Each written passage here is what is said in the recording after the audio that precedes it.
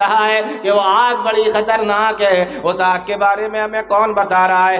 وہ بتا رہا ہے جس سے جھوٹ محال ہے. اللہ رب العالمین ہمیں بتا رہا ہے جس کے بارے میں یہ نہیں کہہ سکتے ہو سکتا ہے سچ بھی بول رہا ہو سکتا ہے جھوٹ بھی بول رہا ہو.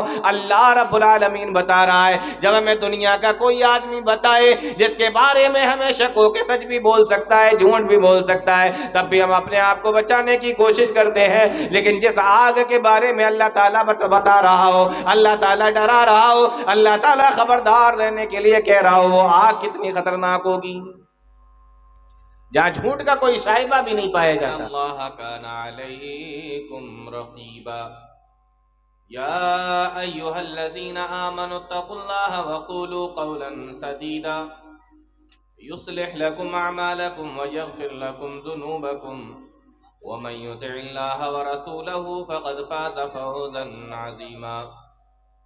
أما بعد فإن خير الحديث كتاب الله وخير الهدي هدي محمد صلى الله عليه وسلم وشر الأمور محدثاتها وكل محدثة بدعة وكل بدعة ضلالة وكل ضلالة في النار. اعوذ باللہ السمیع العلیم من الشیطان الرجیم. بسم اللہ الرحمن الرحیم. یا ایھا الذین آمنوا قوا انفسکم واہلیکم نارا وقودها الناس والحجارہ علیہا ملائکۃ غلاظ شداد لا یعصون اللہ ما امرہم ویفعلون ما یؤمرون.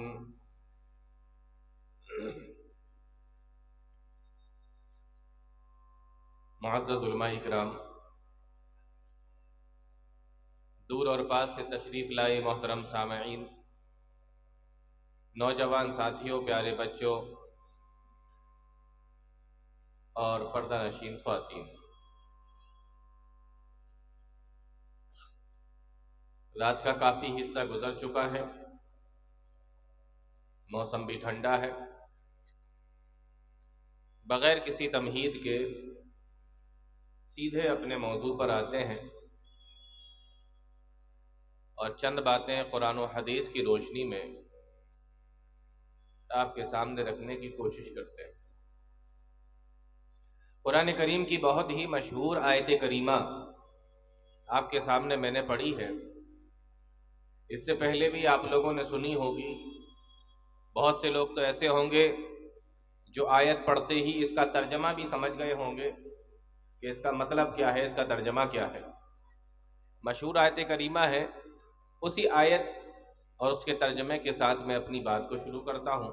اللہ رب العالمین قرآن کریم کے اندر فرماتا ہے، یا ایھا الذین آمنوا، اے ایمان والو. یا ایھا الذین آمنوا، اے ایمان والو. قوا انفسکم، اپنے آپ کو بچاؤ. وَأَهْلِيكُمْ، اور اپنے گھر والوں کو بھی بچاؤ. آیت کے اندر پہلے اپنے آپ کو بچانے کا حکم دیا گیا اور اس کے بعد دوسرے لوگوں کو بچانے کا، کیونکہ اگر آپ ہی نہیں بچیں گے اور آپ اپنے آپ کو ہی نہیں بچائیں گے تو دوسرے کو کیسے بچائیں گے؟ اگر آپ کو خود تیرنا نہیں آتا اور دوسرا آپ کے سامنے کود گیا اور وہ ڈوب رہا ہے تو آپ اس کو بچا لیں گے؟ نہیں بچا پائیں گے. اس کو بچانے کے لیے ضروری ہے کہ پہلے آپ سیف زون میں ہوں. اس کو بچانے کے لیے ضروری ہے کہ آپ بچے ہوئے ہوں. قرآن کریم کی آیت کے اندر اللہ تعالیٰ یہی فرماتا ہے، یا ایھا الذین آمنوا قوا انفسکم، اپنے آپ کو بھی بچاؤ. وَأَهْلِيكُمْ، اور اپنے گھر والوں کو بھی بچاؤ. آج معاملہ الٹا چل رہا ہے. کبھی کبھی ایسا ہوتا ہے کہ ہم خود بچے ہوئے نہیں ہوتے ہیں، دوسروں کو بچانے کی کوشش کرتے ہیں، اور کبھی کبھی ایسا ہوتا ہے کہ ہم صرف اپنے آپ کو ہی بچانے کی کوشش کرتے ہیں، دوسروں کو بچانے کی کوشش نہیں کرتے. آپ نے دیکھا ہوگا گھروں کے اندر کیا ہوتا ہے، پورے گھر کے اندر آپ کو صرف ایک آدمی ملے گا جو نماز پڑھنے والا ہوگا. ایسا لگتا ہے کہ جیسے گھر کے اندر بھی کوئی حکومت چل رہی ہے، جیسے حکومتوں کے اندر ڈپارٹمنٹ بانٹ دیے جاتے ہیں کہ فلاں صاحب انہوں نے کہا یہ کپڑا منتری ہے، فلاں صاحب یہ کھیل منتری ہیں، یہ تیل منتری ہیں، یہ فلانے منتری ہیں، یہ ڈھکانے منتری ہیں، یہ کام کرتے ہیں، یہ کام کرتے ہیں، کوئی رکشا منتری ہے، کوئی اور منتری ہے. سب کے اپنے اپنے ڈپارٹمنٹ بٹے ہوئے ہیں. گھر کے اندر بھی ہمارے یہاں دیکھیں یہی ماحول بن چکا ہے. انہوں نے کہا یہ کیا کرتے ہیں، انہوں نے کہا یہ دکان پہ بیٹھتے ہیں. یہ کیا کرتے ہیں، یہ گاڑی چلاتے ہیں.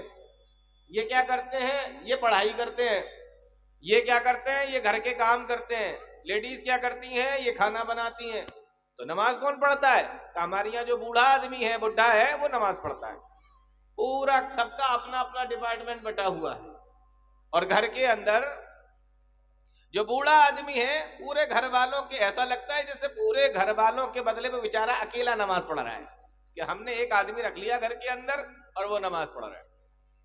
تو پہلے اپنے آپ کو بچانے کی کوشش کریں جناب، اور اس کے لیے آپ کو خود بھی عمل کرنا پڑے گا. اسی چیز کو اللہ تعالیٰ فرما رہا ہے، یا ایھا الذین آمنوا قوا انفسکم، اپنے آپ کو بھی بچاؤ. انسان اپنے آپ کو بچانے کی کوشش جب کرتا ہے تو وہ خود نمازی بن جاتا ہے، دیندار بن جاتا ہے، قرآن کریم کی تلاوت کرنے لگتا ہے اور بھی نیک عمل کرنے لگتا ہے. چھوٹے موٹے جو بھی اس پہ عمل ہوتے ہیں اپنے آپ کو بچانے کی کوشش کرتا ہے. لیکن جتنی ذمہ داری اپنے آپ کو بچانے کی ہے، اتنی ہی ذمہ داری آپ کو آپ کے گھر کو بچانے کی بھی ہے. ایسا نہیں ہے کہ آپ صرف نمازی بن جائیں، آپ صرف قرآن کی تلاوت کرنے والے بن جائیں، آپ صرف دیندار بن جائیں، آپ صرف نیک عمل کرنے والے بن جائیں، لیکن آپ کے گھر کے اندر بے دینی پھیلے، آپ کے گھر کے اندر بے دینی ہو، آپ کے بچے نماز نہ پڑھتے ہوں، آپ کے بچے قرآن کی تلاوت نہ کرتے ہوں، نیک اعمال نہ کرتے ہوں، پکڑ تب بھی ہو جائے گی. آپ سوچیں کہ ہم بچ جائیں گے، ایسا نہیں ہے، پکڑ تب بھی ہو جائے گی. یا ایھا الذین آمنوا قوا انفسکم واہلیکم نارا، اپنے آپ کو بھی بچاؤ اور اپنے گھر والوں کو بھی بچاؤ. دونوں کو بچانے کی فکر ہمیں کرنا ہے. ہمیں اپنے گھر والوں کو بھی بچانے کی فکر کرنا ہے اور اپنے آپ کو بھی بچانے کی فکر کرنا ہے. کس چیز سے بچانے کی فکر کرنا ہے؟ فرمایا نارا، اس آگ سے بچاؤ. کس آگ سے بچاؤ؟ نکرہ استعمال کیا اللہ تعالیٰ نے، نارن، اس آگ سے بچاؤ. علماء جانتے ہیں یہ رے کے اوپر جو دو زبر لگے ہوئے ہیں، جو تنوین لگی ہوئی ہے، مفسرین لکھتے ہیں یہ تعظیم کے لیے، یعنی وہ کوئی بہت بڑی آگ ہے جس سے بچنے کا اللہ تعالیٰ حکم دے رہا ہے. وہ کون سی آگ ہے جس سے بچنے کا اللہ تعالیٰ حکم دے رہا ہے؟ اسی آگ کے بارے میں اللہ تعالیٰ نے قرآن کے اندر فرمایا نار اللہ الموقدہ، اللہ کی بھڑکائی ہوئی آگ ہے، اللہ کی جلائی ہوئی آگ ہے. ایک جگہ اللہ فرماتا ہے تصلا نارا حامیہ، وہ بھڑکتی ہوئی آگ ہے. کہیں پہ اللہ تعالیٰ نے فرمایا وہ چھا جانے والی آگ ہے، کہیں پہ اللہ تعالیٰ نے فرمایا وہ جلا دینے والی آگ ہے. اس آگ کے بارے میں ذرا اندازہ تو کرو، جس آگ کے بارے میں اللہ تعالیٰ خود بتا رہا ہو، جس آگ سے اللہ تعالیٰ خود ڈرا رہا ہو، جس آگ سے بچنے کے لیے اللہ تعالیٰ خود کہہ رہا ہو، وہ آگ کتنی خطرناک ہوگی اور کتنی بڑی ہوگی. ہمیں آ کر اگر کوئی خبر دے دے کہ دشمن تمہارے اوپر حملہ کرنے والا ہے تو ہم کیا کرتے ہیں؟ اپنے آپ کو بچانے کی کوشش کرتے ہیں، اپنے گھر والوں کو بچانے کی کوشش کرتے ہیں. ہم سے جو بھی ہو سکتا ہے وہ سارے کے سارے ہتھ کنڈے استعمال کرتے ہیں، وہ ساری کی ساری چیزیں استعمال کرتے ہیں، کیونکہ کسی نے آ کے بتایا کہ دشمن حملہ کر دے گا، کسی نے آ کے بتایا کہ دشمن تمہارے اوپر حملہ کرنے والا ہے. لیکن وہ حملہ کر بھی سکتا ہے اور نہیں بھی کر سکتا ہے، اور ایسا بھی ہو سکتا ہے وہ خبر دینے والا سچا ہو، ایسا بھی ہو سکتا ہے وہ خبر دینے والا جھوٹا ہو. لیکن ذرا اندازہ تو کرو، ہمیں اس بات کی خبر کون دے رہا ہے کہ وہ آگ بڑی خطرناک ہے؟ اس آگ کے بارے میں ہمیں کون بتا رہا ہے؟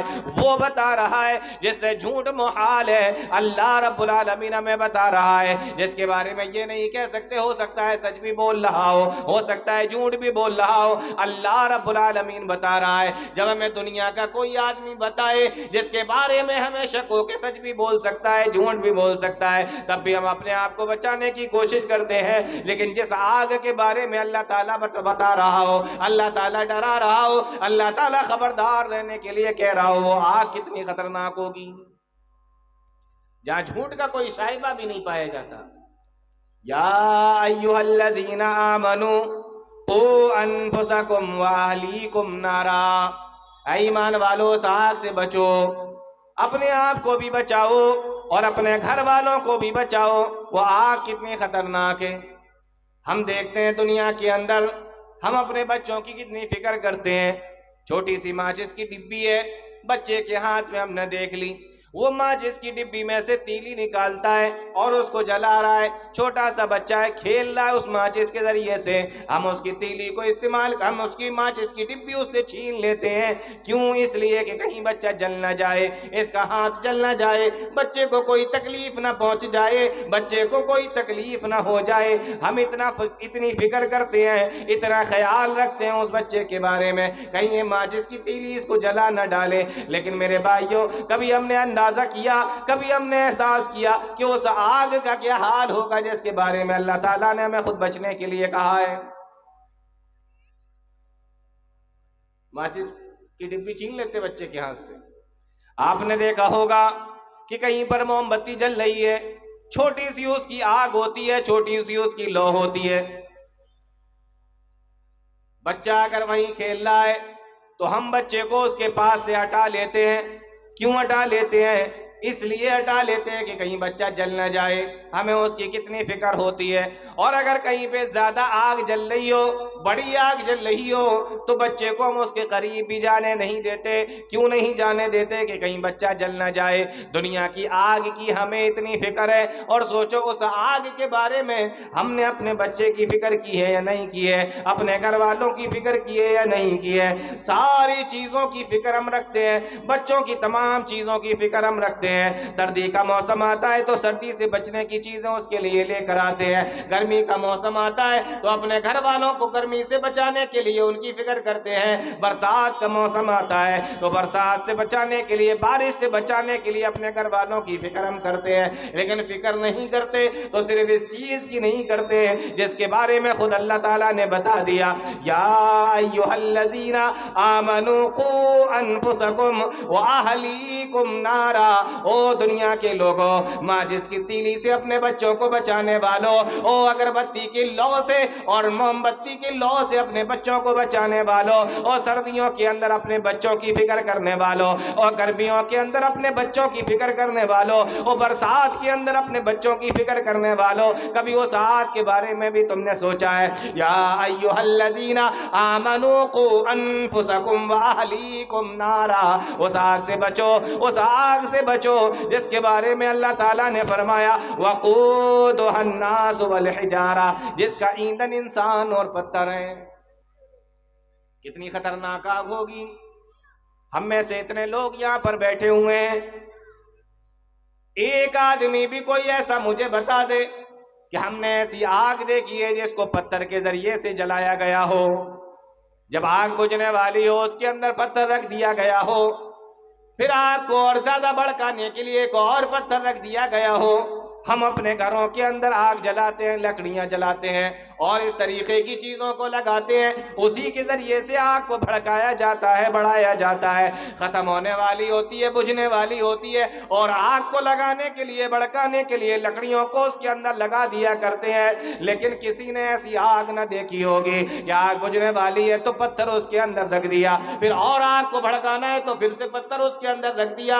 لیکن جہنم کی آگ ایسی آگ ہے، فرمایا وقودھا وقودها الناس والحجارہ، اس کو جلایا ہی جاتا ہے پتھروں کے ذریعے سے، اس کو جلایا ہی جاتا ہے انسانوں کے ذریعے سے، انسان ہی اس کا ایندھن ہے، انسان ہی اس کا ایندھن ہے، اور پتھر ہی اس کا ایندھن ہے۔ اسی آگ کے بارے میں اللہ تعالیٰ نے فرمایا یا ایھا الذین آمنوا قوا انفسکم واہلیکم نارا، اپنے آپ کو بھی بچاؤ، اپنے گھر والوں کو بھی بچاؤ، اس آگ سے بچاؤ جس کا ایندھن انسان اور پتھر ہے۔ اندازہ کریں کتنی خطرناک آگ ہوگی جس کا ایندھن انسان اور پتھر ہے۔ اور ایک بڑی پیاری بات مفسرین نے لکھی ہے، اس بات کو بھی یہاں سے لے کر جانا، اللہ تعالیٰ نے جو یہ فرمایا کہ اس کا ایندھن انسان اور پتھر ہے، یہ کیوں فرمایا، پتھروں کا ذکر کیا؟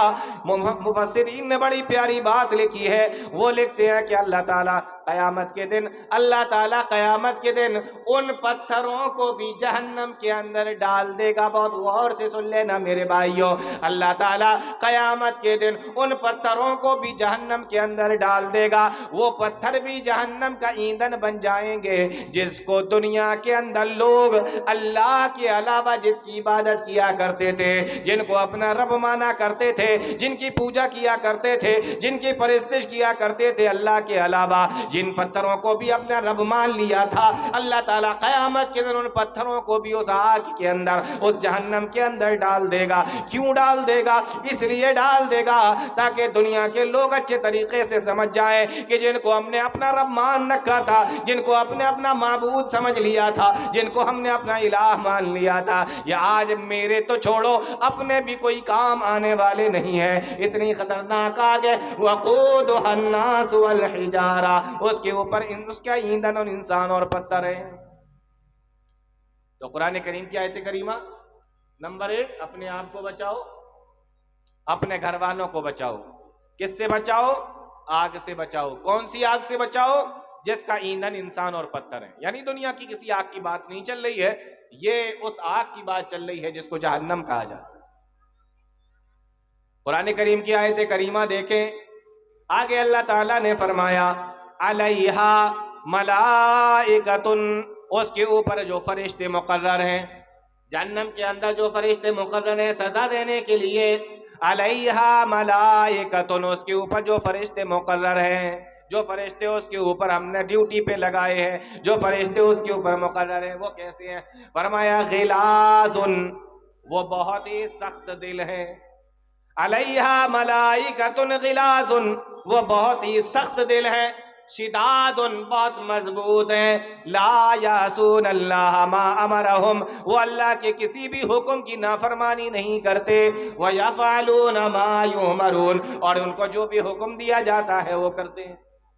مفسرین نے لکھا ہے اللہ تعالیٰ نے صرف یہ نہیں فرمایا کہ اس کے اوپر فرشتے مقرر ہیں، بلکہ اللہ تعالیٰ نے فرمایا وہ فرشتے ایسے ہیں، ان کی 4 خوبیاں اللہ تعالیٰ نے بتائیں، 4 نشانیاں اللہ تعالیٰ نے بتائی، 4 صفات اللہ تعالیٰ نے بتائی۔ ان میں سے پہلی چیز اللہ فرماتا ہے علیہا ملائکۃ غلاظ، سخت دل ہے۔ مفسرین نے لکھا ہے کہ یہ سخت دل بتا کر اللہ تعالیٰ نے ہمیں یہ بتا دیا کہ اے دنیا کے لوگوں، اگر بڑے سے بڑا آدمی ہوتا ہے لیکن کبھی کبھی اس کے دل کے اندر نرمی آ جاتی ہے، نرمی اس انسان کے اندر آ جاتی ہے، لیکن اللہ کے فرشتے نرم دل تو ہیں ہی نہیں، بلکہ یہ تو سخت دل ہے، اس لیے ان کے دل کے اندر کوئی بھی نرمی آنے والی نہیں ہے۔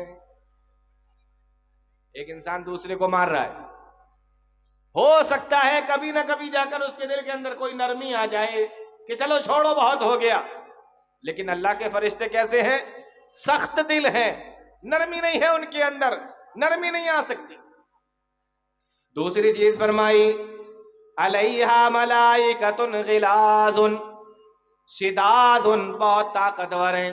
یہ طاقتور کہنے کی کیا ضرورت ہے؟ مفسرین نے بڑی پیاری بات لکھی ہے، فرمایا شداد کہہ کر یہ بتا دیا گیا کہ ایک آدمی جب بہت مضبوط ہوتا ہے تو اس کے چنگل سے نکل کر بھاگنا ایک عام انسان کی بس کی بات نہیں ہوتی ہے۔ کسی بچے کو کوئی بہت مضبوط پہلوان پکڑ لے تو بتاؤ وہ بچہ چھڑا کر بھاگ سکتا ہے؟ کوئی بہت مضبوط پہلوان کسی چھوٹے سے بچے کو اگر پکڑ لے تو وہ بچہ نکل کر بھاگ سکتا ہے؟ نہیں بھاگ سکتا۔ فرشتوں کی صفت بتائی کہ وہ بہت مضبوط ہے، یعنی جس کو پکڑ لیں گے وہ اس کے چنگل سے بھاگ نہیں سکتا، چھڑا کر نہیں بھاگ سکتا۔ اور دوسری چیز یہ کہ ایک انسان کسی کو مار رہا ہے، اس نے پہلی بار مارا، دوسری بار مارا، تیسری بار مارا، لیکن جو اس کو مارا جا رہا ہے اس کو بھی چوٹ لگے گی، جو مار رہا ہے اس کو بھی تھوڑی بہت تکلیف ہوتی ہے۔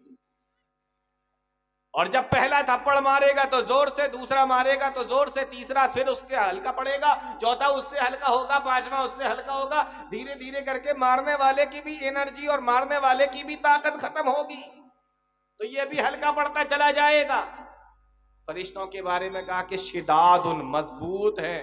مفسرین نے لکھا ہے یہ لفظ لا کر اللہ تعالیٰ نے بتا دیا کہ دنیا کے مضبوط لوگوں کی طرح ان کا معاملہ نہیں ہے کہ جیسے جیسے سزا دیتے جا رہے ہیں ویسے ویسے خود بھی کمزور ہوتے جا رہے ہیں، بلکہ وہ اللہ کے فرشتے ہیں، پہلی مرتبہ جتنی طاقت سے ماریں گے آخری مرتبہ بھی اتنی ہی طاقت سے ماریں گے، کیونکہ وہ مضبوط ہیں۔ اللہ تعالیٰ نے بتا دیا۔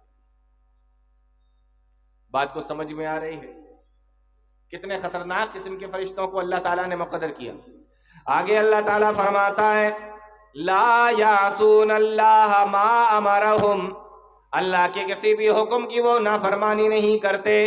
مطلب یہ ہے کہ اگر جہنمی جہنم کے اندر جا کے روئیں گے، چیخیں گے، چلائیں گے، ان سے رحم کی بھیک مانگیں گے، ان سے ریکویسٹ کریں گے، درخواست کریں گے، لا یعصون اللہ ما امرہم، لیکن ان کی اس درخواست کا کوئی فائدہ نہیں ہوگا، رحم کا کوئی فائدہ نہیں ہوگا، اس رحم کی بھیک مانگنے کا کوئی فائدہ نہیں ہوگا۔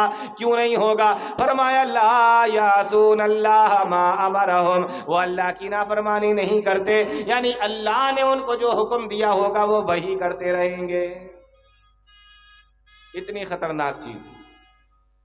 یا ایھا الذین آمنوا قوا انفسکم واہلیکم نارا، اپنے آپ کو بھی بچاؤ، اپنے گھر والوں کو بھی بچاؤ۔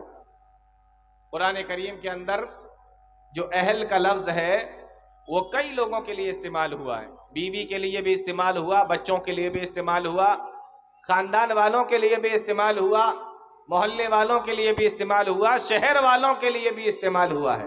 تو یہ دائرہ دھیمے دھیمے بڑھتا چلا جاتا ہے کہ آپ اپنے آپ کو بچائیں، اپنے بیوی بچوں کو بچائیں، پھر خاندان والوں کی فکر کریں، پھر محلے والوں کی فکر کریں، پھر شہر والوں کی فکر کریں۔ یہ دائرہ دھیمے دھیمے کر کے بڑھتا چلا جاتا ہے۔ بچانا کیسے ہے؟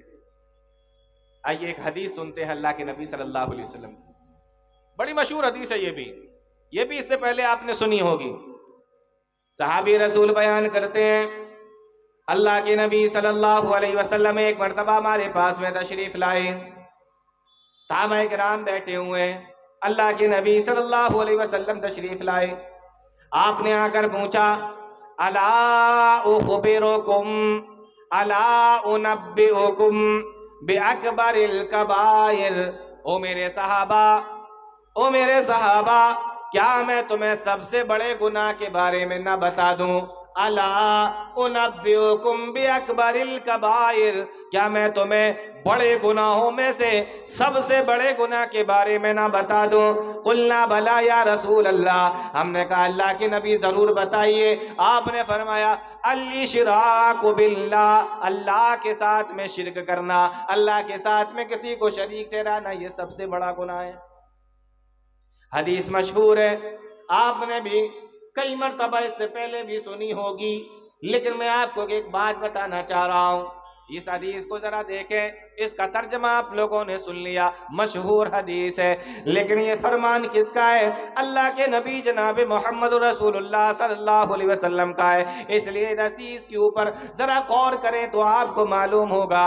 حدیث شروع ہوتی ہے الا کے ذریعے سے، اللہ کے نبی فرماتے ہیں الا، خبردار۔ یہ الا کا جو لفظ ہے علماء جانتے ہیں یہ حرف تنبیہ ہے، عربی زبان کے اندر اس کو حرف تنبیہ کہا جاتا ہے۔ عربی زبان میں یہ جو لفظ ہے الا، الف لام الف، الا، اس کو حرف تنبیہ کہا جاتا ہے۔ اور حرف تنبیہ یا یہ لفظ الا ہر اس جگہ پہ استعمال ہوتا ہے عربی زبان کے اندر جہاں پر کسی چیز سے ڈرانا مقصد ہوتا ہے، کسی چیز سے خبردار کرنا مقصد ہوتا ہے، کسی چیز سے ہوشیار کرنا مقصد ہوتا ہے۔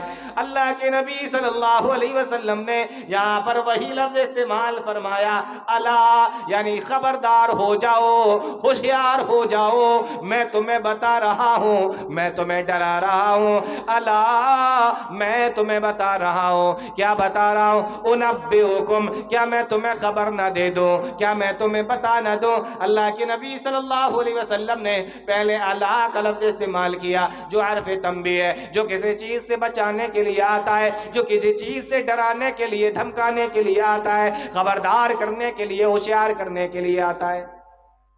اس کے بعد فرمایا انبئکم، کیا میں تمہیں خبر نہ دے دوں، کیا میں تمہیں بتا نہ دوں؟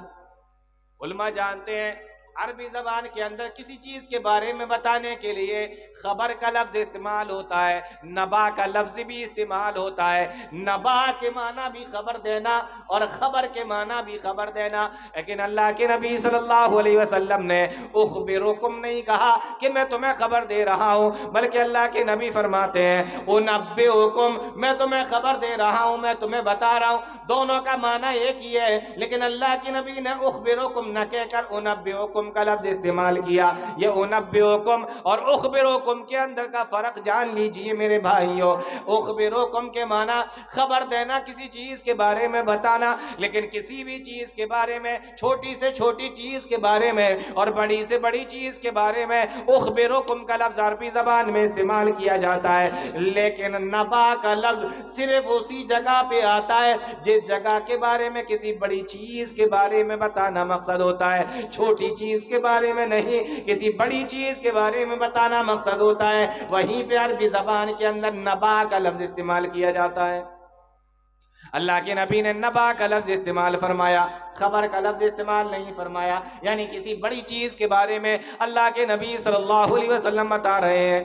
قرآن کریم کے اندر اللہ تعالیٰ نے فرمایا عما یتساءلون عن النبأ العظیم، یہ مشرکین مکہ آپ سے کس چیز کے بارے میں سوال کر رہے ہیں؟ عن النبأ العظیم، کیا اس بڑے دن کے بارے میں، کیا اس قیامت کے بارے میں؟ اللہ تعالیٰ نے یہاں قیامت کے لیے نبا کا لفظ استعمال کیا کیونکہ وہ بہت بڑی چیز ہے۔ عربی زبان میں نبا کا لفظ بڑی چیز کے بارے میں استعمال ہوتا ہے۔ یہاں اللہ کے نبی صلی اللہ علیہ وسلم نے فرمایا الا انبئکم، کیا میں تمہیں بڑی چیز کے بارے میں نہ بتا دوں، کیا میں تمہیں خبر نہ دے دوں کہ بے اکبر الکبائر، سب سے بڑا گناہ کون سا ہے؟ عربی زبان کی گہرائی دیکھیے، پہلے الا کا لفظ استعمال کیا جو کسی کو ہوشیار کرنے کے لیے استعمال کیا جاتا ہے، پھر انبئکم استعمال کیا جو کسی بڑی چیز کے بارے میں استعمال کیا جاتا ہے۔ آگے فرمایا اکبر، سب سے بڑی چیز، سب سے بڑے گناہ کے بارے میں نہ بتاؤں، یہ اس میں تفضیل ہے۔ تمام چیزوں میں جو سب سے بڑی چیز ہوتی ہے اس کے لیے اس میں تفضیل کا استعمال کیا جاتا ہے۔ اذان میں بھی آپ لوگ سنتے ہوں گے اللہ اکبر، اللہ سب سے بڑا ہے، یعنی دنیا کے اندر آپ نے بہت بڑی بڑی چیزیں دیکھی ہوں گی، پہاڑ دیکھے ہوں گے، سمندر دیکھے ہوں گے، اور بھی بڑی بڑی چیزیں دیکھی ہوں گی، ستارے دیکھے ہوں گے، سیارے دیکھے ہوں گے، بہت بڑی بڑی چیزیں دیکھی ہوں گی، لیکن اللہ اکبر، اللہ سب سے بڑا ہے۔ اللہ رب العالمین کا اور ان دنیا کی چیزوں کا، اس کائنات کا کوئی مقابلہ نہیں ہے، ایک خالق ایک مخلوق ہے، لیکن آپ کو سمجھانے کے لیے میں بتا رہا ہوں کہ سب سے بڑا، جب کسی چیز کے بارے میں یہ بتانا مقصد ہو کہ سب سے بڑی ہے تو اس میں تفضیل کا لفظ استعمال کیا جاتا ہے۔ اس میں تفضیل ہے اکبر، سب سے بڑی چیز کے بارے میں نہ بتا دوں، کیا ہے؟ فرمایا الاشراک باللہ، اللہ کے ساتھ میں کسی کو شریک کرنا، یہ سب سے بڑی چیز ہے۔ اس لیے میرے بھائیوں، یہ چھوٹی سی حدیث ہے لیکن یہ بڑی اہم ہے۔ یہی چیز تو آپ کو بتانا ہے، اپنے گھر والوں کو بتانا ہے، اپنے بچوں کو بتانا ہے۔ سب سے پہلے اپنے بچوں کے عقیدے کو ٹھیک کرنا ہے، ان کے ایمان کی حفاظت کرنا ہے، ان کے دین و ایمان کی، اسلام کی حفاظت کرنا ہے۔ بچہ کتنا بھی بڑا ہو جائے، بچہ کتنا بھی پڑھ لکھ جائے، ڈاکٹر بن جائے، انجینئر بن جائے، ٹی ایم بن جائے، لیکن اگر اس کا عقیدہ بگڑ گیا، اس کا ایمان بگڑ گیا، بچہ کتنا ہی پڑھ لکھ جائے، بچہ کتنا ہی کمانے لگ جائے، کتنا ہی زیادہ بچہ کمانے کے لائق ہو جائے، لاکھوں روپیہ اپنے گھر کے اندر آنے لگے، لیکن اگر اس نے اپنا ایمان بگاڑ لیا، اگر اس نے اپنا عقیدہ بگاڑ لیا، اگر اس نے اپنا ایمان سلامت نہ رکھا، اس کا اگر عقیدہ خراب ہو گیا، تو میرے بھائیوں اندازہ لگاؤ، یہ تمہارا ڈاکٹر بنانا، یہ تمہارا انجینئر بنانا، یہ تمہارا ڈی ایم بنانا، یہ تمہارا وکیل بنانا، یہ تمہارا انجینئر بنانا، میرے بھائیوں کس کام کا؟ یہ لاکھوں روپے دنیا کے اندر جو تمہارے گھر کے اندر آ رہے ہیں، وہ کس کام کے؟ سب سے پہلی چیز جس کی طرف ہمیں دھیان دینا ہے وہ عقیدہ ہے، وہ بچوں کا ایمان ہے۔ اس چیز کی کتنی فکر کی ہے اللہ کے نبی صلی اللہ علیہ وسلم نے، کتنی فکر کی ہے؟ صحابہ کرام بیان فرماتے ہیں اللہ کے نبی صلی اللہ علیہ وسلم ایک مرتبہ کہیں تشریف لے جا رہے تھے، نبی کے چچیرے بھائی جو ابھی چھوٹے سے تھے اللہ کے نبی صلی اللہ علیہ وسلم کے ساتھ سواری پر پیچھے بیٹھے ہوئے تھے۔ پیارے نبی صلی اللہ علیہ وسلم کسی جگہ پہ تشریف لے جا رہے ہیں، پیچھے سواری پر کون بیٹھا ہے؟ آپ کا چچیرا بھائی ہے، جو عمر میں ابھی چھوٹا ہے، تھوڑی سی عمر ہے، بچپنا چل رہا ہے، حضرت عبداللہ ابن عباس رضی اللہ تعالیٰ عنہ کا۔ میرے بھائیوں تھوڑا سا غور کرو، تھوڑا سا تو سوچو، ہم نے کتنی بار اپنے بچوں کو پیچھے گاڑی پہ بٹھایا ہوگا، کتنی بار ہم نے بچوں کو لے کے سفر کیا ہوگا، کتنی بار ہم اپنے بچوں کو لے کر جاتے ہیں، کتنی بار اپنے بچوں کو پیچھے گاڑی پر بٹھاتے ہیں، لیکن کبھی ہم نے ان سے دین کے بارے میں باتیں کی ہیں، کبھی ہم نے ان سے ایمان کے بارے میں باتیں کی ہیں، کبھی ہم نے ان کے عقیدے کے بارے میں ان سے باتیں کی ہیں، ہم نے ان سے کیا باتیں کی ہیں؟ ہم اپنے بچوں کو بھی اپنی گاڑی پر پیچھے بٹھاتے ہیں، لیکن ہم اپنے بچوں سے کیا باتیں کرتے ہیں میرے بھائیوں؟ کیا باتیں چلتی ہیں ہماری؟ پوری دنیا کے بارے میں، ان کے اسکول کے بارے میں پوچھیں گے، ان کے ٹیوشن کے بارے میں پوچھیں گے، انہیں کیا پسند ہے، کیا کھائیں گے، بازار سے کیا دلاؤں، ہر چیز کے بارے میں بات ہوگی، ڈسکس ہوگی۔ لیکن کبھی آپ نے سوچا کہ پیچھے بچہ بیٹھا ہوا ہے یا آگے بچہ بیٹھا ہوا ہے، اس کو اپنا ایمان سمجھاتے ہوئے چلے، اس کو دین سمجھاتے ہوئے چلے، اس کے عقیدے کو اس کو بتاتے ہوئے چلے کہ اس کا ایمان اور عقیدہ کیا ہونا چاہیے؟ کبھی نہیں۔ آپ کو لگے گا کہ گاڑی پر بیٹھ کر بھی کبھی کوئی عقیدے اور دین کی باتیں ہو سکتی ہیں، لیکن ہاں ہو سکتی ہیں۔ اس ٹائم کا بھی اگر کوئی آدمی صحیح سے خیال کر لے تو ہو سکتی ہیں۔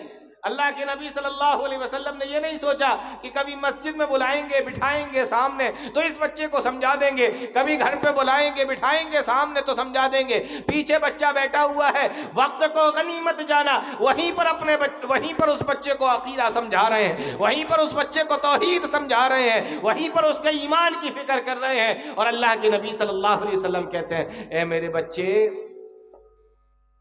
عبداللہ ابن عباس پیچھے بیٹھے ہیں، جی اللہ کے نبی، فرمایا ایک بات ہمیشہ یاد رکھنا۔ کون سی بات؟ یہ بات اپنے بچوں کو بھی آپ سمجھا دیں۔ کہا ایک بات ہمیشہ یاد رکھنا۔ کون سی بات؟ فرمایا اگر ساری دنیا، ساری کائنات، سارے کے سارے لوگ مل کر تمہیں تکلیف پہنچانا چاہیں، تمہیں نقصان پہنچانا چاہیں، اور اللہ تعالیٰ نے اگر تمہاری قسمت کے اندر فائدہ لکھ دیا ہے، ساری کائنات مل کر بھی تمہیں نقصان نہیں پہنچا سکتی۔ یہ کیا ہے؟ یہ عقیدہ نہیں ہے، یہ ایمان یہ نہیں ہے، یہ اللہ پر بھروسہ نہیں ہے، یہ توکل نہیں ہے۔ یہ سمجھا رہے ہیں بچے کو اور سواری پر پیچھے بٹھائے ہوئے۔ آپ نے فرمایا اگر ساری کائنات مل جائے اور تمہیں فائدہ پہنچانے کی کوشش کرے، لیکن تمہاری قسمت کے اندر اگر نقصان لکھا ہوا ہے تو ساری کائنات مل کر بھی تمہیں فائدہ نہیں پہنچا سکتی۔ یہ فکر تھی اللہ کے نبی صلی اللہ علیہ وسلم کو، ایمان کی، عقیدے کی، بچوں کی اتنی فکر پیارے نبی صلی اللہ علیہ وسلم کو، ان کے ایمان اور عقیدے کی اتنی فکر پیارے نبی صلی اللہ علیہ وسلم کو کہ سواری پر پیچھے بٹھا کر بھی آپ نے وقت کو برباد نہ کیا، بلکہ ان کے ایمان اور عقیدے کی فکر کی ہے۔ بتاؤ ہم ہم نے اپنے بچوں کو کب ان کو عقیدے کے بارے میں سمجھایا تھا، کب ان کو ایمان کے بارے میں بتایا تھا، کب ہم نے ان سے ان کو دین کے بارے میں بتایا تھا، کب ہم نے ان سے ایمان اور اسلام کے تعلق سے باتیں کی تھی؟ میرے بھائیوں ہمارا تو یہ حال ہے۔ اور پھر قرآن کریم کی آیت سنو، یا ایھا الذین آمنوا قوا انفسکم واہلیکم نارا، اپنے آپ کو بھی بچاؤ اور اپنے گھر والوں کو بھی بچاؤ۔ کیسے بچائیں گے جب ہم بات ہی نہیں کرتے، ہم دین کی بات ہی نہیں کرتے، ایمان کی بات ہی نہیں کرتے، ان کے عقیدے کی فکر ہی نہیں کرتے۔ اور عقیدے کے اوپر سب سے زیادہ زور دینا ہے، کیونکہ اگر عقیدہ مضبوط نہیں ہے، ایمان مضبوط نہیں ہے، اگر عقیدے کے اندر شرک آ گیا، توحید نکل گئی، تو کتنے بھی عمل کر کے دنیا سے چلے جانا، فَلَن يُقْبَلَ مِنْهُ، اللہ تعالیٰ اس کو قبول نہیں کرے گا، وہ منہ پہ مار دیا جائے گا۔ اللہ فرماتا ہے وَقَدِمْنَا إِلَىٰ مَا عَمِلُوا مِنْ عَمَلٍ فَجَعَلْنَاهُ هَبَاءً مَنْثُورًا، ہم ریت کے ذروں کی طرح ان کے اعمال کو اڑا دیں گے، ان کے اعمال کی کوئی حیثیت نہیں ہوگی۔ کیوں نہیں ہوگی؟ کیونکہ ان کے اندر عقیدہ نہیں ہے، ان کے اندر ایمان نہیں ہے، ان کے اندر یقین نہیں ہے، ان کے اندر توحید نہیں ہے، اس لیے ان کے کسی بھی اعمال کو اللہ تعالیٰ قبول نہیں کرے گا۔ تو سب سے پہلے